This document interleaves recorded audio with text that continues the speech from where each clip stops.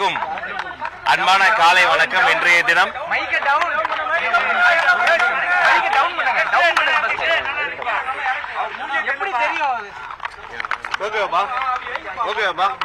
இந்த கேமரா கீழே இருக்கு, அதனால கொஞ்சம் ரைட். ஓகேப்பா.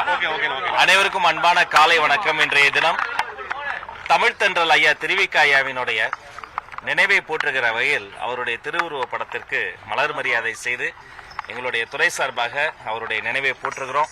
அவருடைய நூல்களாக அழகாக அங்கே அடுக்கி வைத்திருக்கிறோம். அதிலும் கூடுதல் சிறப்பு என்னன்னா, இந்த விழாவில் நாட்டுப்புற கலைஞர்களுக்கு ஒரு நல்வாய்ப்பு தந்திருக்கிறோம். ஏற்கனவே சட்டமன்றத்தில் சொன்னதை போல மாண்புமிகு தமிழ்நாடு முதலமைச்சர் சி ஜோசப் விஜய் அண்ணன் அவர்களுக்கு மீண்டும் மீண்டும் ஆயிரம் பல்லாயிரம் நன்றிகளை எங்கள் துறை சார்பும் எங்கள் கலைஞர்கள் சார்பிலும் நாங்கள் தெரிவித்து வருகிறோம். திருவிக ஐயாவினுடைய வருகைக்கு பிறகுதான் அந்த அந்த புலவர் நடை என்பது மாதிரி எளிய மக்களுக்கும் புரியக்கூடிய கருத்துகள் நிறைந்த கட்டுரைகள் நிறைந்த ஒரு புதிய தமிழ் நடையை தோற்றுவித்த ஒரு புரட்சியாளர் ஐயாவின் நினைவை நாம போற்றுவோம். உலக தமிழ் ஆராய்ச்சி மாநாடு வந்து இந்தோனேசியா நடத்துறதுக்கு முன் வந்திருக்காங்கன்னு சொன்னாங்க. அதாவது தமிழ் ஆராய்ச்சி மன்றம் சொல்லியிருக்கு. இப்ப நீங்க தமிழ் ஆராய்ச்சி மன்றத்தில் என்ன பேசிட்டு இருக்கீங்க? நம்ம தமிழ்நாட்டில் நடத்துறதுக்கு ஐடியா இருக்கா, இல்ல வந்து நீங்க இந்தோனேசியா போற மாதிரி இருக்கா? இல்ல, எங்களை பொறுத்த வரைக்கும் முதல்வருக்கு ஒரு மாபெரும் கனவு இருக்கிறது.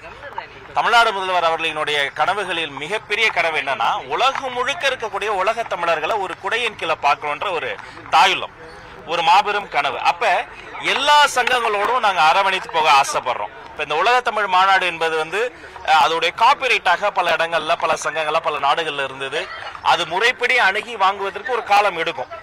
அப்புறம் அது இடைப்பட்ட நேரத்தில் வேறு வேறு பேர்கள்ல பல முயற்சி நடந்திருக்கு. அதை பல குறிப்பிட்டு சொல்லணும்னா, நம்ம செம்முடி மாநாடு ஐயா முத்தமிழறிஞர் டாக்டர் கலைஞர் நடத்தி இருக்கிறாரு. பல நாடுகளில் ஏற்கனவே இதெல்லாம் நடந்திருக்கு. ஆனா தொன்று தொட்டு நடக்கும் இல்லையா, நம்ம தஞ்சையில நடந்தது, புரட்சியில நடத்தியிருக்கிறாரு, அம்மா நடத்தியிருக்கிறாங்க. அது மாதிரி எல்லோரையும் அரவணைக்கக்கூடிய மாநாடு உலக தமிழ் மாநாடாகவே நடக்கும். அப்படி நடக்கணும், தமிழ் ஆராய்ச்சி மாநாடு நடக்கணும்னா ஒரு ஹை லெவல் கமிட்டி கான்ஸ்டிடியூட் பண்ணி இவங்க பேச்சுவார்த்தையை ஸ்டார்ட் பண்ணணும். இப்ப அமெரிக்காவை பொறுத்த வரைக்கும் ஃபெட்னால் ஆல்ரெடி நாங்க பேச ஆரம்பிச்சிட்டோம். இப்ப ஜப்பான்ல வந்து ஒரு அமைப்பு இருந்தது, அவங்ககிட்டயே நாங்க பேச ஆரம்பிச்சோம். எல்லோருமே பேசுறதுக்கு முன்னாடி அவர்களுக்கு வந்து ஏதாவது ஐயங்கள் இருக்கும். ஆனா நம்ம பேசின பிறகு the way we approach, நாம் அணுகக்கூடிய விதத்தை பார்த்து அவர்கள் அனைவருமே ஒன்றாகி கொண்டிருக்கிறார்கள். அதை தவிர ஜனவரி மாசம் வந்து அயலக தமிழர்களுக்கு என்று ஆண்டுதோறும் விழா எடுத்துக் கொண்டிருக்கிறோம் நம்ம சென்னை ட்ரேட் சென்டர்ல. அப்ப அவர்களையும் அந்த அயலக தமிழர்கள் அது வந்து போன வாட்டில 2 நாள் நடத்தினாங்க. இந்த வாட்டி வந்து 2 நாளா இன்னும் அதை விட அதிகமா நடத்துவதா இருக்க வேண்டும். தொடர்ச்சியாக தமிழுக்காக, இந்த தமிழாராய்ச்சிக்காக தொடர் வேலையாக நடந்து கொண்டே இருக்கிறது.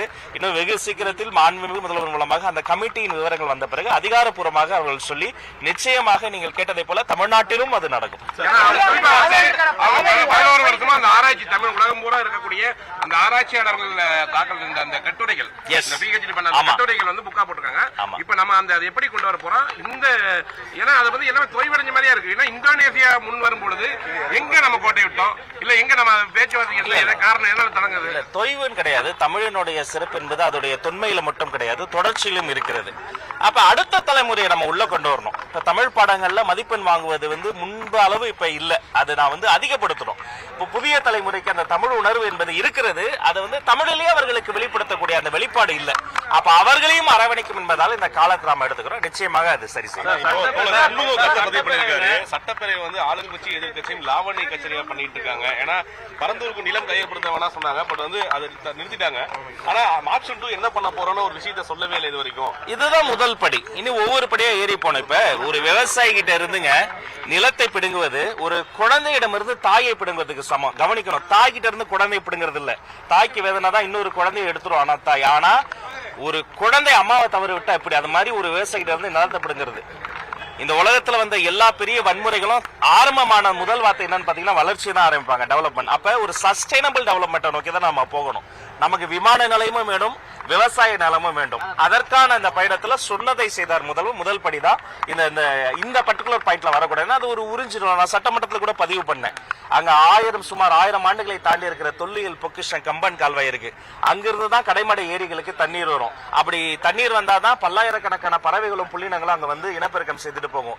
இது வந்து ஒரு தொல்லியல் மட்டும் கிடையாது, இது ஒரு சுற்றுச்சூழல் சங்கிலி. இவ்வளவும் தாண்டி 1000 நாட்களை தாண்டி அந்த மக்கள் போராடி இருக்கிறாங்க. சுத்தி பேரிகேட் போட்டு இந்தியாவுக்குள்ளார ஒரு இந்தியா வச்சிருந்தாங்க.